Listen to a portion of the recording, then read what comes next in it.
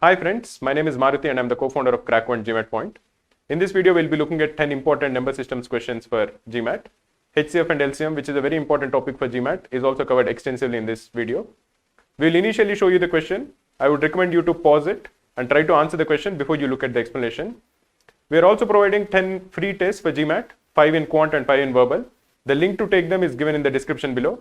If you're facing any issue with respect to your GMAT preparation, please do comment below the video. We'll answer all the comments, and remember, we are here to help. In this question, we are asked to find out the highest power of 24 in 25 factorial. What is 24? 24 is equal to 2 cube into 3. If you are asked to find out the highest power of a prime number p in n factorial,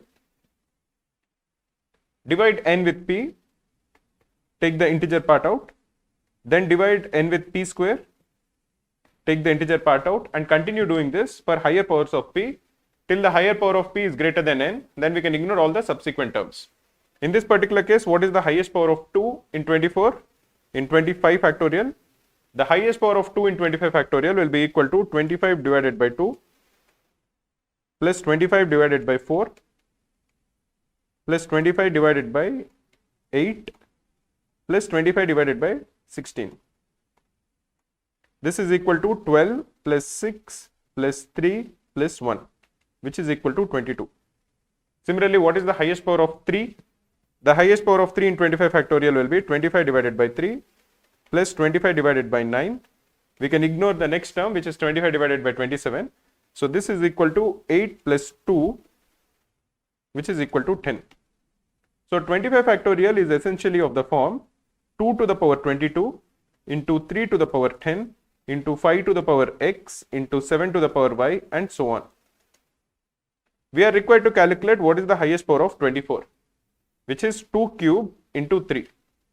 So 2 to the power 22 can be written as 2 cube to the power 7 into 2, because you are expressing 22 as 21, which is a multiple of 3 plus 1. So 2 to the power 22 is essentially equal to 8 to the power 7 into 2.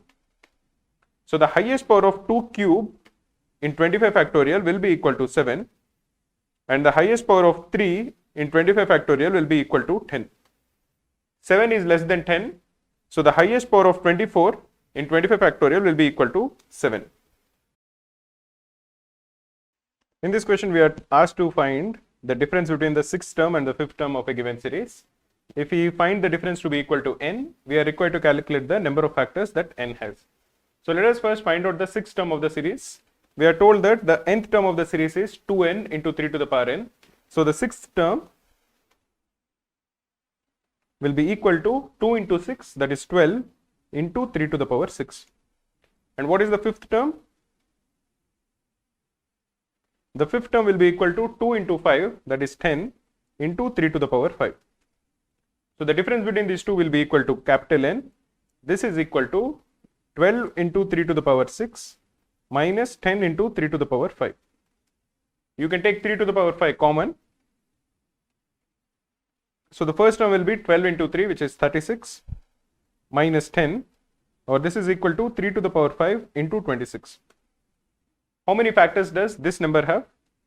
If you have a number which is, say, x, which is of the form a1 into p1, a2 into p2, a3 into p3, and so on, where a1, a2, a3, all these are prime numbers, then the number of factors that x has will be equal to p1 plus 1 into p2 plus 1 into p3 plus 1 into so on.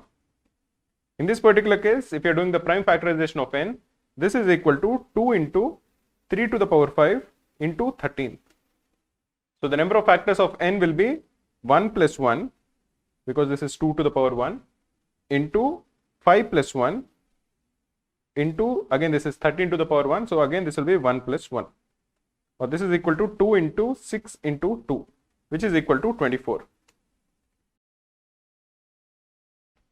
In this question, we are asked to find the highest power of 60 in 90 factorial.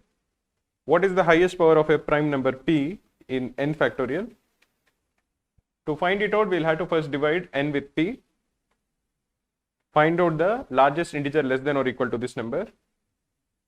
Then find out the largest number which is less than or equal to n divided by p square, and continue doing it. Keep dividing n with higher powers of p till the higher power of p becomes greater than n, and so all the subsequent terms become equal to 0. In this particular case, 60 is equal to 2 square into 3 into 5.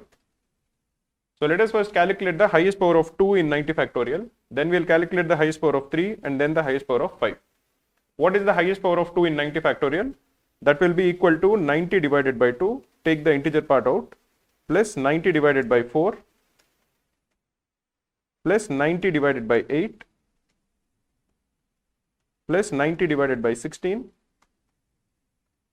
plus 90 divided by 32, plus 90 divided by 64. This is the highest power of 2. So this is going to equal 45, plus 90 divided by 4 is 22.5. So you'll add 22. 90 divided by 8 is 11.25. So again add 11. 90 divided by 16 will be 5, the integer part. 90 divided by 32 will be equal to 2. And 90 divided by 64 is equal to 1. So this is equal to 45 plus 22 is 67. 67 plus 11 is 78. 78 plus 8 is 86. So the highest power of 2 in 90 factorial is 86. We are looking for the highest power of 2 square because 60 has 2 square. So the highest power of 2 square in 90 factorial is going to equal 86 divided by 2, which is 43. What is the highest power of 3 in 90 factorial? That will be equal to 90 divided by 3 plus 90 divided by 9 plus 90 divided by 27 plus 90 divided by 81. This is going to equal 30 plus 10 plus 3 plus 1, which is equal to 44. So the highest power of 3 in 90 factorial is 44. Similarly, what is the highest power of 5? The highest power of 5 in 90 factorial will be 90 divided by 5 plus 90 divided by 25. The next power of 5 is 125, which is greater than 90, so we can ignore it. This is equal to 18 plus what is 90 divided by 25? That is equal to 3 point something, so we'll add 3. So the highest power of 5 is 21. Out of these three numbers, 43, 44 and 21, the smallest number is 21.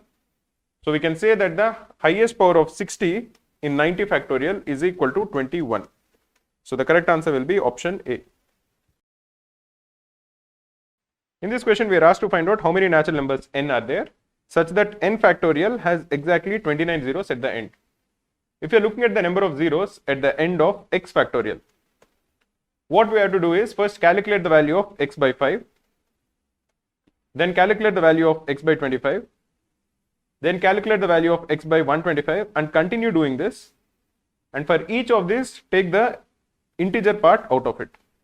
At some point the power of 5 will be greater than x, and then we can ignore all the subsequent terms which will become equal to 0.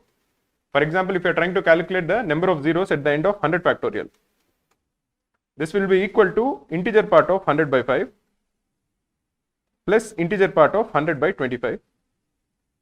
The next power of 5 is 125, which is greater than 100, so we can ignore it. 100 by 5 is equal to 20 plus 100 by 25 is equal to 4. So the number of zeros at the end of 100 factorial is equal to 24. We are required to calculate the number of natural numbers such that the number of zeros at the end of n factorial is 29. So for 100 factorial it is 24. Let us calculate the number of zeros at the end of 120 factorial. That will be equal to 120 divided by 5, take the integer part out, plus 120 by 25, take again the integer part out. This is equal to 24, which is 120 by 5, plus 120 by 25 will be 4 point something, so you add 4. This is equal to 28. So the number of zeros at the end of 120 factorial is equal to 28. Similarly, if you substitute this to be 121 factorial, even that will be equal to 28, because 121 by 5 is again equal to 24 and 121 by 25 is again equal to 4. So the sum will be 24 plus 4, which is 28. Similarly, the number of zeros at the end of 122 factorial is also 28, 123 factorial is also 28, and 124 factorial will also be equal to 28. But things will change when you're looking at 125 factorial. For 125 factorial, it will be equal to 125 divided by 5 plus 125 divided by 25 plus 125 divided by 125. 125 divided by 5 is equal to 25 plus 125 divided by 25 is equal to 5 plus 125 divided by 125 is equal to 1. So the number of zeros at the end of 125 factorial is equal to 31. As you can see, there is no natural number for which the number of zeros at the end of n factorial is exactly equal to 29. So the correct answer is equal to 0. In this question, we are asked to find the factors of 2 cube into 3 to the power 4 into 4 to the power 5 into 5 to the power 6 into 6 to the power 7, which are divisible by 6 but are not divisible by 30. So let us first do the prime factorization of the number that is given to us. This is 2 cube into 3 to the power 4 into 4 to the power 5 into 5 to the power 6 into 6 to the power 7. 4 to the power 5 can be written as 2 to the power 10. And it is important to write it as 2 to the power 10 because 4 is not a prime number. 4 is a composite number and we are looking for the prime factorization of the given number. Similarly, 6 is not a prime number. So 6 to the power 7 can be written as 2 to the power 7 into 3 to the power 7. So if you assume that this number is equal to n, the prime factorization of n is equal to 2 to the power 3 plus 10 plus 7, that is equal to 2 to the power 20 into 3 to the power 4 plus 7, so that is 11 into 5 to the power 6. Now any number which is a factor of n is of the form 2 to the power a into 3 to the power b into 5 to the power c. Let this be equal to f. Now f is a multiple of 6 but f is not a multiple of 30. So what can the value of a be? That is 2 to the power a. A can be either 1 or 2 or 3 or dot dot dot till 20. A cannot be equal to 0 because you want f to be divisible by 6. If the power of a is equal to 0, f will be an odd number. It will have no power of 2. So it will be an odd number, so it will not be divisible by 6. But you want it to be a multiple of 6. So the value that a can take goes from 1, 2, 3 dot dot dot till 20. And what are the values that b can take? You want the number f to be divisible by 6. That is, it should be divisible by 3. So the minimum power of 3 should be at least equal to 1. So the value of b can be either 1 or 2 or 3 or dot dot dot till 11, which is the highest power of 3 in n. And what is the value of c? C cannot be equal to 1, c has to be equal to 0.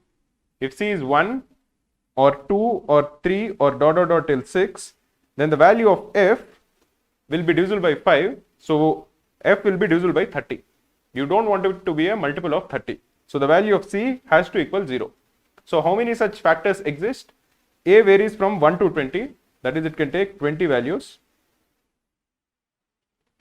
B varies from 1 to 11, so it takes 11 values. And C takes exactly 1 value. So the total such factors, total number of factors such that that factor is divisible by 6 but not divisible by 30 is equal to 20 into 11 into 1, that is equal to 220. In this question, we are asked to find out how many of the given 5 numbers are the square root of a number n which has 27 factors. So what we'll do is we'll consider the prime factorization of each of these numbers. Then we'll consider the prime factorization of the square of each of these numbers and calculate the number of factors that each of the squares have. If there is a number n and the prime factorization of n is something like p1 to the power a1 into p2 to the power a2 into p3 to the power a3 and so on, where p1, p2, p3 and all are primes, then the number of factors with n is a1 plus 1 into a2 plus 1 into a3 plus 1 into so on. So in this particular case, if you are considering the prime factorization of 105, 105 is equal to 3 into 35. That is, it is 3 into 5 into 7. So the square of 105, the prime factorization will be 3 square into 5 square into 7 square. And how many factors does this number have? The number of factors of this number will be 3 into 3 into 3, which is equal to 27. So the square of 105, the number of factors is 27. Similarly, if you're looking at the next option, which is 112, 112 is 16 into 7. So that is 2 to the power 4 into 7. Now if you're considering the square of 112, that will be 2 to the power 8 into 7 square. And how many factors does this number have? The number of factors will be 9 into 3, which is again equal to 27. So the square of 112 also has 27 factors. If you're looking at the third option, that is 42, 42 is equal to 2 into 3 into 7. So the number of factors of the square of 42, which will be 2 square into 3 square into 7 square, will be equal to 3 into 3 into 3, which is equal to 27 again. So the square of 42 will also have 27 factors. If you're looking at the next option, which is 84, the prime factorization of 84 will be 2 square into 3 into 7. So the square of 84 will be 2 to the power 4 into 3 square into 7 square. And how many factors does this number have? The number of factors will be 5 into 3 into 3, which is equal to 45. Finally, if you are looking at 210, that is 6 into 35. So this is equal to 2 into 3 into 5 into 7. So the square of 210 will be equal to 2 square into 3 square into 5 square into 7 square. So the number of factors of the square of 210 will be 3 into 3 into 3 into 3, which is equal to 81. So out of the 5 given numbers, if you are calculating the square of each of these numbers and calculating the number of factors of each of the squares, for the first 3 squares, the number of factors is 27. So the required answer is 3. In this question, we are asked to find out the sum of all the perfect square factors of 1728, that is 1728. This is actually equal to 12 cube. And if you are doing the prime factorization of 1728, this is equal to 12 cube. So this is equal to 2 square into 3 whole cube. Or this is equal to 2 to the power 6 into 3 cube. That is the prime factorization of 1728. Now can we first find out what is the sum of all the factors of 1728 without the condition that they have to be perfect squares? To calculate the sum of all the factors of 1728, once we do the prime factorization of it, we'll have to express this as a product of sum of powers of 2 and 3. That is, if you are looking at 1728 and if you are trying to calculate all the factors of 1728, and if you list down the expansion of 1 plus 2 square plus 2 cube plus 2 to the power 4 plus 2 to the power 5 plus 2 to the power 6 into 1 plus 3 square plus 3 cube.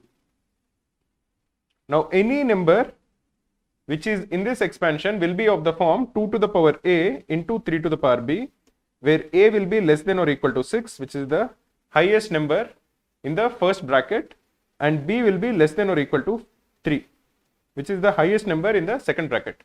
So any number in this expansion will be a factor of 1728. So the sum of all the factors of 1728 will be simply this product, that is 1 plus 2 square plus 2 cube plus 2 to the power 4 plus 2 to the power 5 plus 2 to the power 6 into 1 plus 3 square plus 3 cube. This is the sum of all factors of 1728. But we are not looking for the sum of all the factors of 1728. We are only looking for the factors which are perfect squares. That is, you don't want all 2 to the power a and 3 to the power b. You want the powers to be even numbers. Only then will it be a perfect square. So then we will modify the given product. We'll modify the given product and we'll express this as 1 plus 2 square, which is an even power, and 2 to the power 4, which is also an even power, and 2 to the power 6.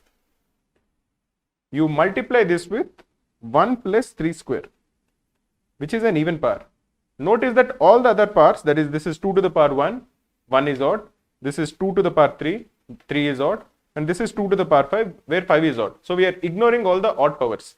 Similarly over here, 3 to the power 1 is an odd power, and 3 cube, again 3 is an odd power. So we are again ignoring that. Now if you are looking at the terms in the expansion of this given product, they will be of the form 2 to the power 2a into 3 to the power 2b. So this will be of the form 2 to the power a into 3 to the power b whole square. So this will be a perfect square. Every term in this expansion will be a perfect square and it will be a factor of 1728. So what is the sum of all the perfect square factors of 1728? You just calculate this. This is 1 plus 2 square is 4 plus 2 to the power 4 is 16 plus 2 to the power 6 is 64 into 1 plus 3 square, that is 1 plus 9. The first bracket totals to 85 and the second bracket is 10. So the sum of all the perfect square factors of 1728 is 85 into 10, which is 850. In this question we are given a, this is equal to 2 to the power a into 3 to the power 6 into 5 to the power 9, and we are given b, which is 2 to the power 4 into 3 to the power b into 5 to the power c. A can be either 3 or 4 or 6 or 9, b can be either 2 or 3 or 5 or 7, and c can be either 1 or 2 or 9. We are asked to find out the ratio of the highest possible HCF of a and b and the lowest possible LCM of a and b. Let us first calculate the highest possible HCF.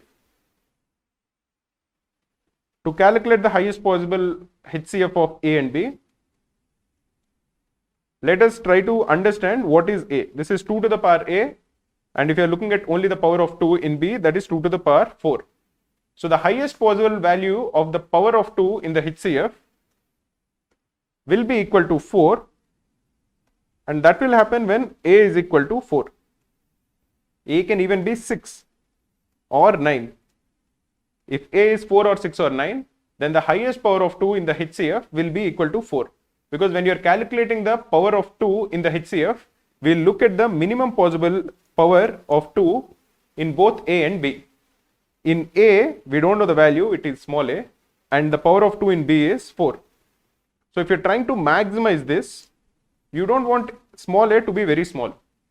For example, if a is, in this particular case, 3, then the highest power of 2 in the HCF will be minimum of the power of 2 in a, which will in this case be 3, and the power of 2 in b, which will equal 4. So this will equal 3. You don't want that because you're trying to maximize the HCF.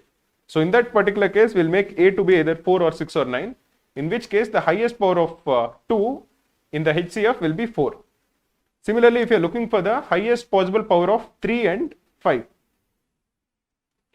the power of 3 in A is already fixed, that is equal to 6. The power of 3 in B is not fixed, that can be either 2 or 3 or 5 or 7. If the value of B is either 2 or 3 or 5, then the minimum possible value of B and 6 will be less than 6. So you don't want that to happen. You are trying to make the HCF to be as high as possible. So you will make the value of B to be equal to 7, in which case the minimum of B and 6 will be the minimum of 7 and 6. So the power of 3 will be equal to 6 in the HCF.